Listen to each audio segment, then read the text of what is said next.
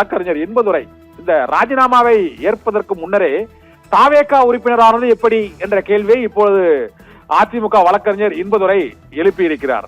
ராஜினாமா கடிதத்தை கொடுத்துவிட்டு ஒரு தளம் மேலே ஏறி ஆதவ் அர்ஜுனாவின் அமைச்சரவை ரூமுக்குள் சென்று விட்டு மறுபடி கீழே முதல் தளத்துக்கு வருவதற்குள் தாவேகா உறுப்பினர் அட்டையோடு அவர்கள் வெளிவந்த காட்சி நாம் பார்த்தோம். அவ்வாறு நடந்தது எப்படி? ராஜினாமா ஏற்கப்படுவதற்கு முன்பாகவே அவர்கள் ஏன் தாவேகா உறுப்பினர் ஆனார்கள்? அதை எப்படி ஏற்றுக்கொள்ள முடியும் என்று அதிமுக வழக்கறிஞர் இந்த கேள்வியை எழுப்பி 100% குதிரை பேரம் நடந்திருக்கிறது என்ற ஒரு விமர்சனத்தை அவர் வைத்திருக்கிறார். அதைவிட மற்றொரு மிக முக்கியமான விமர்சனத்தை மூத்த பத்திரிகையாளர் ஐயநாதன் வைத்தார். இந்த ரசிகர் மன்ற அமைச்சரவை என்பது அரசு அலுவலகங்களுக்கும் ரசிகர் மன்ற அலுவலகத்திற்கும் வித்தியாசம் தெரியாமல் அவர்கள் தலைமைச் செயலகத்திலேயே இணைப்பு விழாக்களை நடத்தி கொண்டிருக்கிறார்கள் என்ற ஒரு விமர்சனத்தை மூத்த பத்திரிகையாளர் ஐயநாதன் வைத்தார்.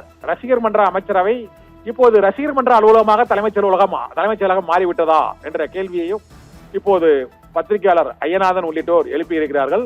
வழக்கமாக இணைப்பு விழா நிகழ்ச்சிகள் கட்சி தலைமையகங்களில் நடைபெறும். இங்கு தலைமைச் செயலகத்திலேயே நடைபெறுவதும் அரசியல் ரீதியாக பல விமர்சனங்களை ஏற்படுத்தி இருக்கிறது.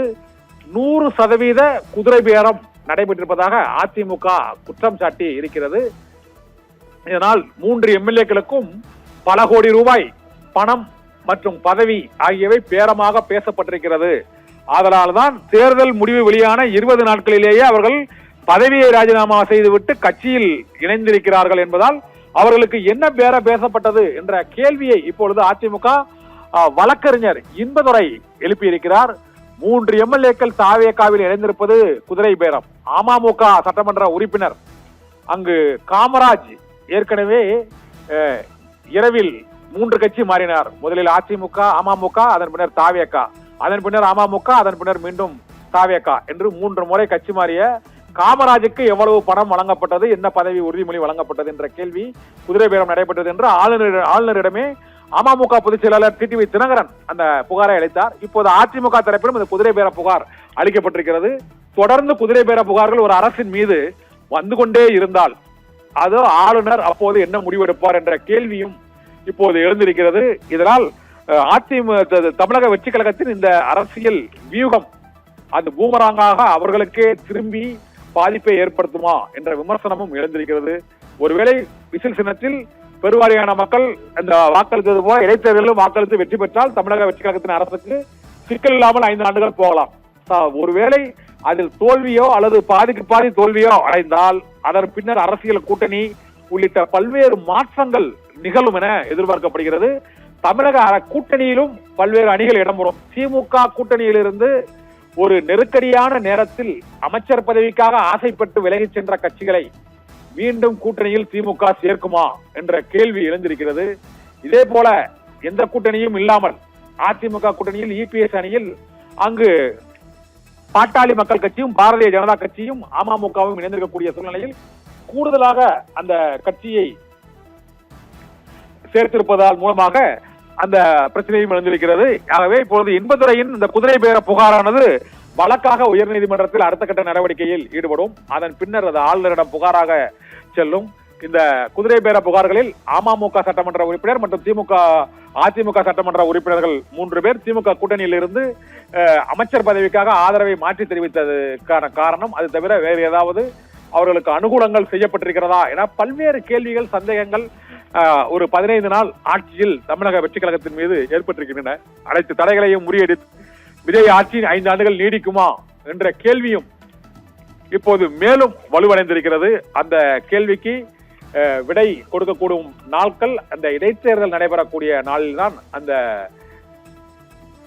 முடிவு தெரிய வரக்கூடும். ராஜினாமா செய்த அதிமுக எம்எல்ஏக்கள் 3 பேரும் இப்போது முதலமைச்சர் விஜயை சந்தித்திருக்கிறார்கள். அந்த காட்சிகளை தான் நாம் இப்போது பார்க்க இருக்கிறோம். ராஜினாமா செய்த 3 பேரும் முதலமைச்சர் விஜயை சந்தித்து வாழ்த்து பெற்றிருக்கிறார்கள். அவர்கள் ராஜினாமா செய்தவுடன் ஆதவ் அர்ஜுனாவை சந்தித்தார்கள். அதன் பின்னர் ஆதவ் அர்ஜுனாவின் வழிகாட்டுதலுக்கு இணங்க அவர்கள் முதலமைச்சர் விஜயும் சந்தித்து அந்த வாழ்த்தை பெற்றிருக்கிறார்கள் என்ற தகவல் வெளியாகி இருக்கிறது. இதைத் தொடர்ந்து அடுத்தடுத்து அதிமுக எம்எல்ஏக்கள் யார் ராஜினாமா செய்ய போகிறார்கள் என்ற கேள்வியும் எழுந்திருக்கிறது. அதிமுக சட்டமன்ற உறுப்பினர்கள் பெருந்துரை ஜெயக்குமார், தாராபுரம் சத்யபாமா மற்றும் மதுராந்தகம் தொகுதி சட்டமன்ற உறுப்பினர் மரகதம் குமரவேல் ஆகிய 3 பேரும் இப்பொழுது முதலமைச்சர் விஜயை சந்தித்திருக்கிறார்கள். எம்எல்ஏ பதவியை ராஜினாமா செய்த நிலையில் இந்த 3 சட்டமன்ற உறுப்பினர்களும் முதலமைச்சரை நேரில் சந்தித்துவிட்டு வாழ்த்து பெற்றுவிட்டு அவர்கள் இப்போது பேரவை தலைமைச் செயலகத்தில் வரக்கூடிய காட்சிகளை தான் இப்போது சில நிமிடங்களில் வர இருக்கிறது. சபாநாயகர் ஜேசிடி பிரபாகரிடம் 3 சட்டமன்ற உறுப்பினர்களும் வாழ்த்துக்களை பெற்ற பின்னர் அவர்கள் ஆதவ அர்ஜுனாவிடம் வாழ்த்து பெற்றார்கள். சபாநாயகரிடம் அந்த ராஜினாமா கடிதத்தை கொடுத்த பின்னர் அவர்கள் ஆளுநர் ஆதவ அர்ஜுனாவிடம் அந்த வாழ்த்தை பெற்றார்கள். ஆதவ அர்ஜுனாவிடம் வாழ்த்தை பெற்ற அடுத்த சில நிமிடங்களில் 3 பேரும் முதலமைச்சர் விஜயை சந்தித்து அந்த வாழ்த்து பெற்றிருக்கிறார்கள். இதனால் தமிழக வெற்றிக் கழகத்தில் இணைந்ததை ஒட்டி அவர்கள் முதலமைச்சர் விஜயை சந்தித்ததாக அவர்கள் தெரிவித்தார்கள். இந்த சூழ்நிலையில் 3 பேரும் ராஜினாமாவும் ஏற்கப்பட்டு தமிழக வெற்றிக் கழகத்தில் இணைந்த நிலையில் முதலமைச்சர் விஜயை தலைமைச் செயலகத்தில் சந்தித்து அவர்கள் வாழ்த்து பெற்றிருக்கிறார்கள். இந்த வாழ்த்து பெற்ற எம்எல்ஏக்கள் 3 பேரும் அங்கு தமிழக வெற்றிக் கழகத்தின் வேட்பாளர்களாக அந்த 3 தொகுதிகளிலும் மதுராந்தகம், பெருந்துறை, தாராபுரம் ஆகிய தொகுதிகளில் அவர்கள் மீண்டும் தேர்தலில் இடைத்தேர்தலில் போட்டியிடுவார்கள் என எதிர்பார்க்கப்படுகிறது.